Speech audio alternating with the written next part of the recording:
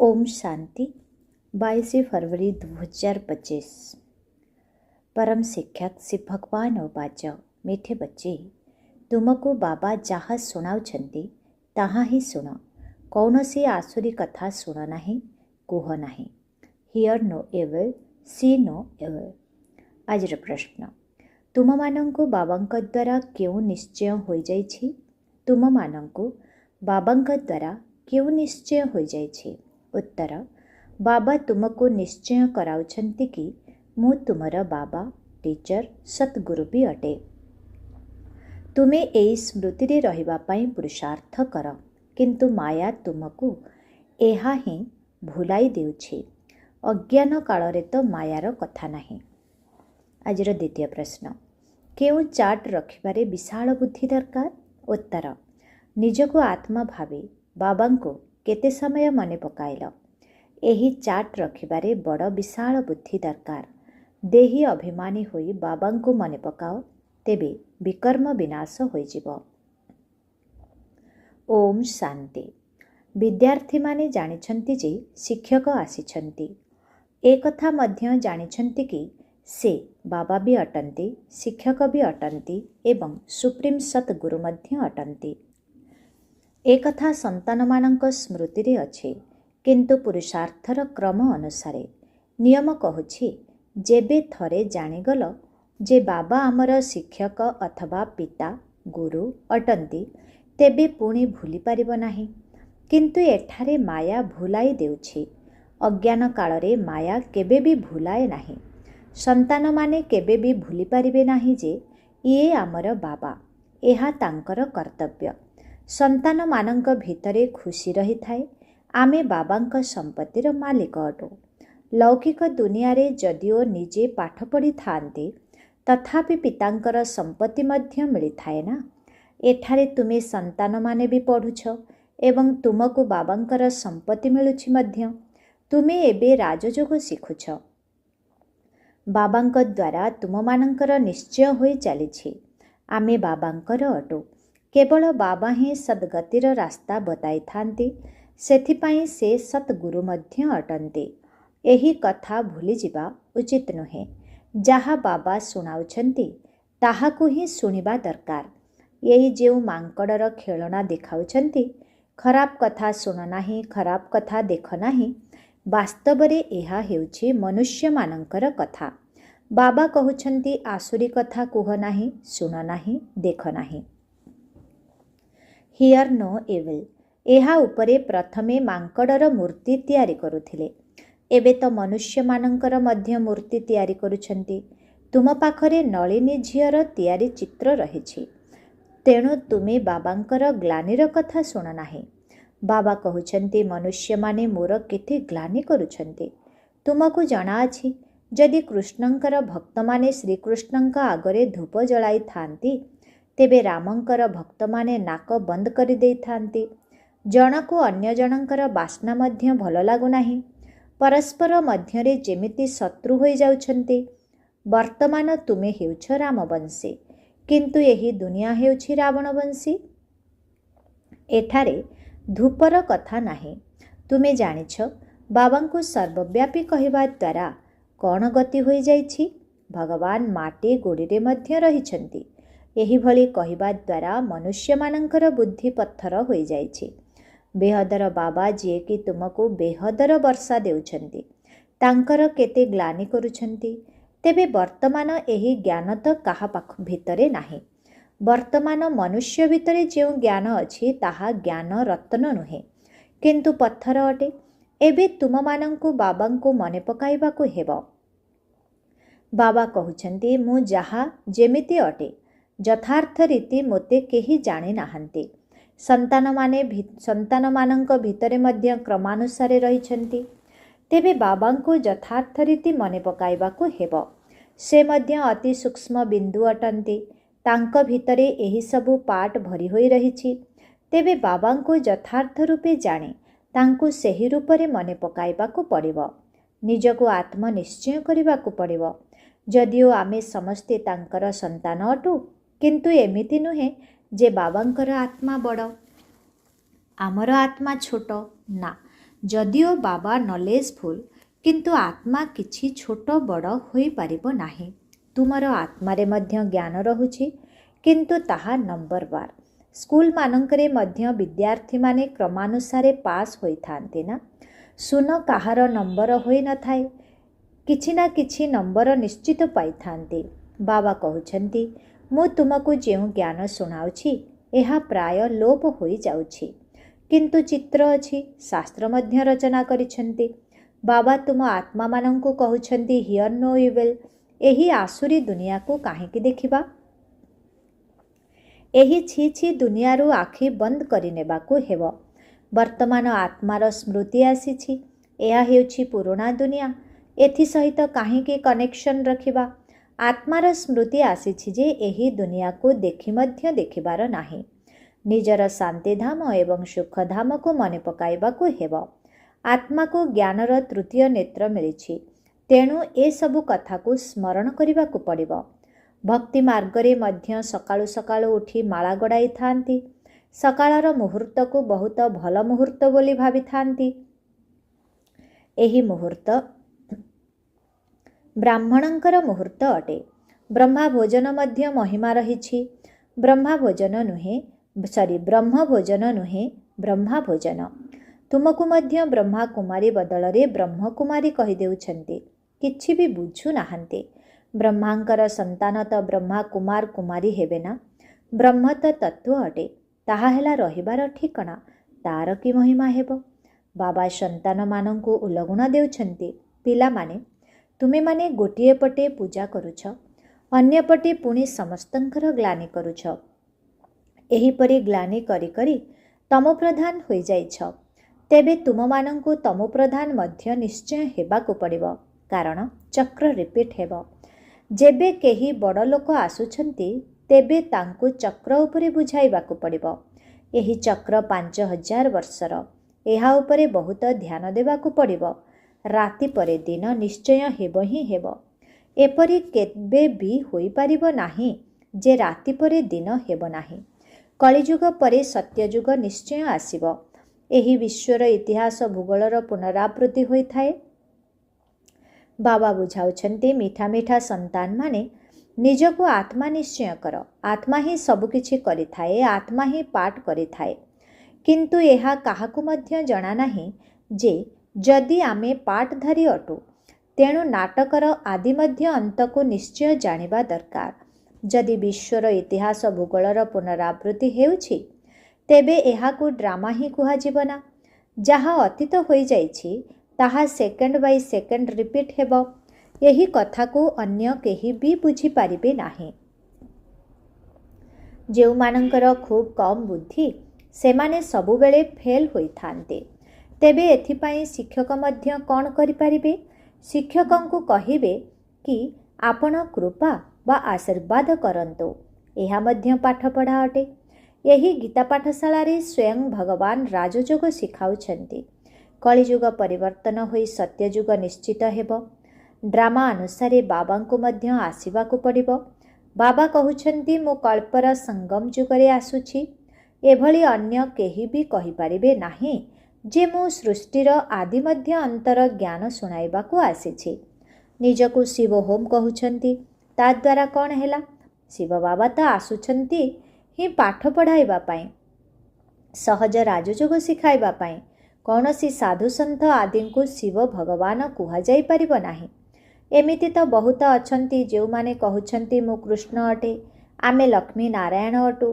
ଏବେ ଦେଖ, କେଉଁଠି କୃଷ୍ଣ ସତ୍ୟଯୁଗର ରାଜକୁମାର, କେଉଁଠି ଏହି କଳିଯୁଗୀ ପତିତ ମନୁଷ୍ୟ। ଏମିତି କହିବେ ନାହିଁ କି ଏହାଙ୍କଠାରେ ଭଗବାନ ଅଛନ୍ତି। ତୁମେମାନେ ମନ୍ଦିରରେ ଯାଇ ପଚାରିପାରିବ, ଏମାନେ ତ ସତ୍ୟଯୁଗରେ ରାଜତ୍ୱ କରୁଥିଲେ, ଏବେ ସେମାନେ କୁଆଡ଼େ ଗଲେ? ସତ୍ୟଯୁଗ ପରେ ନିଶ୍ଚୟ ତ୍ରେତା, ଦ୍ୱାପର, କଳିଯୁଗ ହେଉଛି। ସତ୍ୟଯୁଗରେ ସୂର୍ଯ୍ୟବଂଶୀ ରାଜ୍ୟ ଥିଲା, ତ୍ରେତାରେ ଚନ୍ଦ୍ରବଂଶୀ। ଏହିସବୁ ଜ୍ଞାନ ତୁମମାନଙ୍କର ବୁଦ୍ଧିରେ ହିଁ ରହିଛି। ଏତେ ବ୍ରହ୍ମା କୁମାର କୁମାରୀ ଅଛନ୍ତି, ତେଣୁ ନିଶ୍ଚିତ ଭାବରେ ପ୍ରଜାପିତା ମଧ୍ୟ ଥିବେ। ପୁଣି ଏକଥା ମଧ୍ୟ କୁହାଯାଏ ଯେ ବ୍ରହ୍ମାଙ୍କ ଦ୍ୱାରା ମନୁଷ୍ୟ ସୃଷ୍ଟି ରଚନା କରିଥାନ୍ତି। କ୍ରିଏଟର ବ୍ରହ୍ମାକୁ କୁହାଯାଏ ନାହିଁ, ସିଏ ପୁଣି ହେଉଛନ୍ତି ଗଡ଼୍ ଫାଦର। କେମିତି ସୃଷ୍ଟି ରଚନା କରନ୍ତି ତାହା ବାବା ସମ୍ମୁଖରେ ବସି ବୁଝାଉଛନ୍ତି। ଏହି ଶାସ୍ତ୍ର ସବୁ ତ ପରେ ରଚନା କରୁଛନ୍ତି। ଯେପରି ଯୀଶୁଖ୍ରୀଷ୍ଟ ଯାହା ବୁଝାଇଲେ ପରେ ତାହା ବାଇବେଲ ନାମରେ ନାମିତ ହେଲା, ଯାହାର ଗାୟନ ଏବେ ମଧ୍ୟ ହେଉଛି। ଏକମାତ୍ର ଶିବ ବାବା ହିଁ ସମସ୍ତଙ୍କର ସଦ୍ଗତି ଦାତା, ମୁକ୍ତିଦାତା, ପତିତ ପାବନ ବୋଲି ଗାୟନ ରହିଛି। ସେଥିପାଇଁ ହିଁ ସମସ୍ତେ ମନେ ପକାଉଛନ୍ତି ଏବଂ କହୁଛନ୍ତି, ହେ ଗଡ୍ ଫାଦର, ରହମ ବା ଦୟାକର। ଫାଦର କେବଳ ଜଣେ ହିଁ ହୋଇଥାନ୍ତି। ଇଏ ହେଉଛନ୍ତି ସାରା ବିଶ୍ୱର ପିତା। ମନୁଷ୍ୟମାନଙ୍କୁ ଜଣାନାହିଁ କି ସମସ୍ତ ଦୁଃଖରୁ ମୁକ୍ତି କିଏ ଦେଇଥାନ୍ତି। ବର୍ତ୍ତମାନ ସୃଷ୍ଟି ବି ପୁରୁଣା,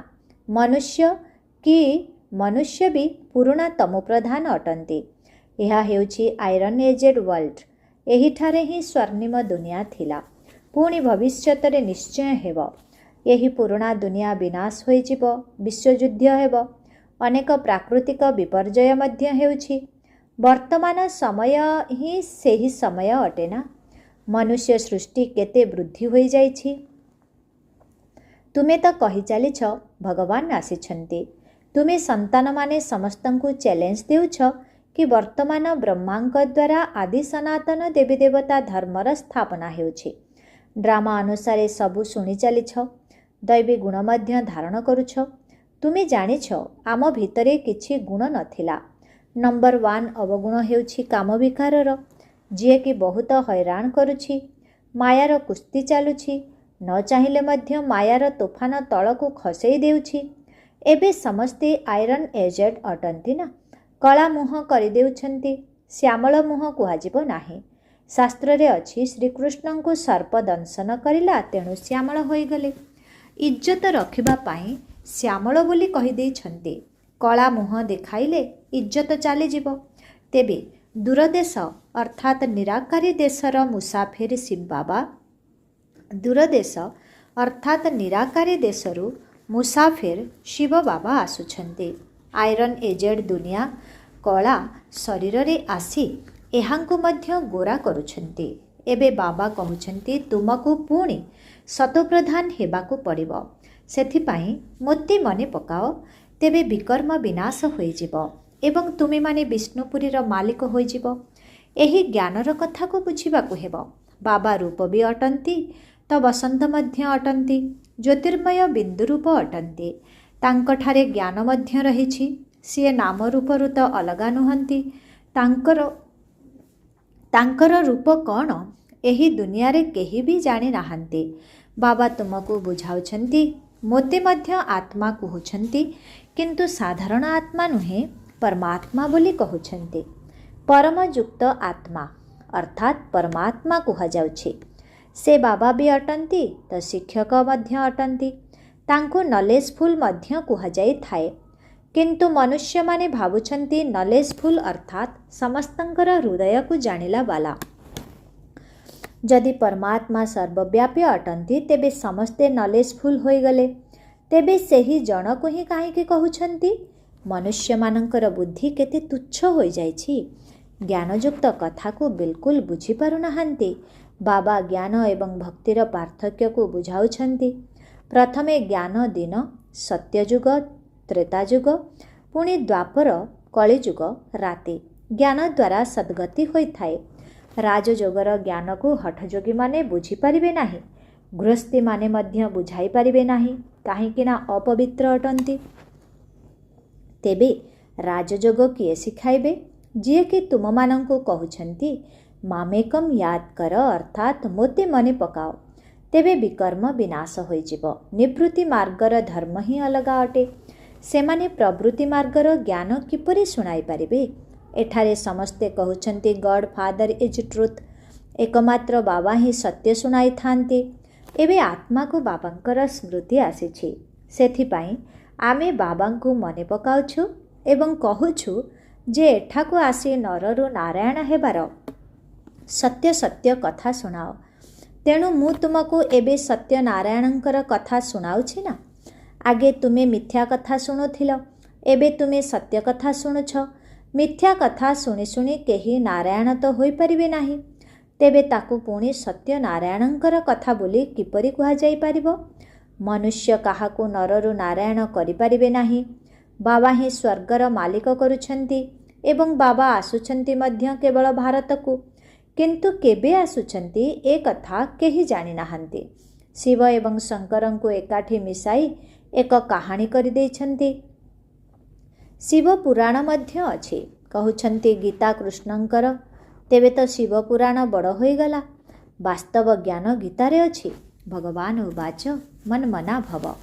ଏହି ମନ୍ମନା ଭବର ଶବ୍ଦ ଗୀତା ଶାସ୍ତ୍ର ବ୍ୟତୀତ ଅନ୍ୟ କୌଣସି ଶାସ୍ତ୍ରରେ ନାହିଁ। ଗାୟନ ମଧ୍ୟ କରାଯାଏ।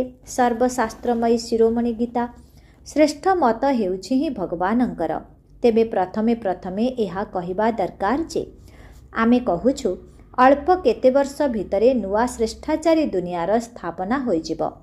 ବର୍ତ୍ତମାନ ହେଉଛି ଭ୍ରଷ୍ଟାଚାରୀ ଦୁନିଆ। ଶ୍ରେଷ୍ଠାଚାରୀ ଦୁନିଆରେ କେତେ ଅଳ୍ପ ମନୁଷ୍ୟ ରହିବେ? ଏବେ କେତେ ଅଧିକ ମନୁଷ୍ୟ ଅଛନ୍ତି। ସେଥିପାଇଁ ବିନାଶ ସମ୍ମୁଖରେ ଦଣ୍ଡାୟମାନ। ବାବା ରାଜଯୋଗ ଶିଖାଉଛନ୍ତି। ବର୍ଷା ବାବାଙ୍କ ଠାରୁ ମିଳିଥାଏ। ତାହା ମଧ୍ୟ ବାବାଙ୍କୁ ହିଁ ମାଗିଥାନ୍ତି।